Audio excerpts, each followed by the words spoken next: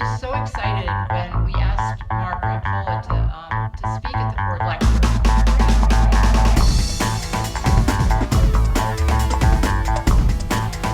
He's going to talk about making a difference in the world by reaching for high-hanging fruit.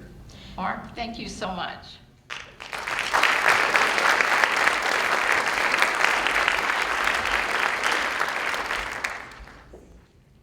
It's 1993. I'm a 23-year-old Peace Corps volunteer in Costa Rica, and I'm going to change the world.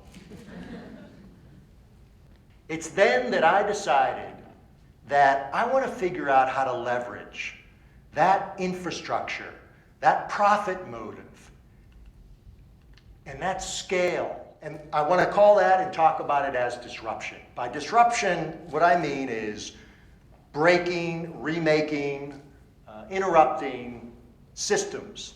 How do we rebuild systems that are healthier? How do we rebuild them so they are humane, so they deliver justice and they're fair and they're sustainable? And that became of interest to us, to rebuild systems in that way. So over the course of another 10 years, Moore and I were a part of building this crazy coconut water industry, which has become an $8 billion global industry. And that industry sources in many of the 85 countries that grow coconuts around the world, and has caused billions of dollars to be invested in those countries to support that infrastructure, creating tens of thousands of jobs, sometimes more in many cases. And those jobs are not just picking coconuts, because coconut water is so sensitive. Many of those jobs are quality control, safety, technology jobs that are better paying and very important for the local economies. Little by little, though, I started to get more comfortable with it and keeping notes. And it took a few weeks, but I started to really think about problems that we were facing in our business and came up with some great solutions that we were able to implement. I got so excited by that, I started applying it to my life. What do I want to do with my life? What impact do I want to make? Who do I want to be? What problems do I want to address? And it's during those thought time sessions that I came up with most of the ideas that we fed into the screens. It was during those that, after Moore set me straight on the need to have screens, that I came up with a lot of the screens. It's during those times that I came up with some of the best ideas we had over the years for building Zico. And in fact, some of the best personal and business ideas that I've had in my life.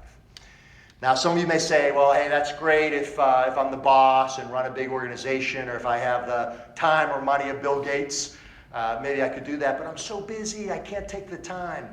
What I'm telling you is, if you want to be a disruptor, you have to, and you can. Take the time. Nobody's going to give it to you, but it is one of the key characteristics of disruptors, the ability to take that time, think about problems, and you'll be amazed what you can come up with for your business and or life. So I think the question is, how do we become risk-taking disruptors? Not disruptors for disruption's sake, not to just cause trouble, not just to make a pile of money, but conscientious, caring, thoughtful disruptors that have a higher purpose and are really trying to make an impact at scale.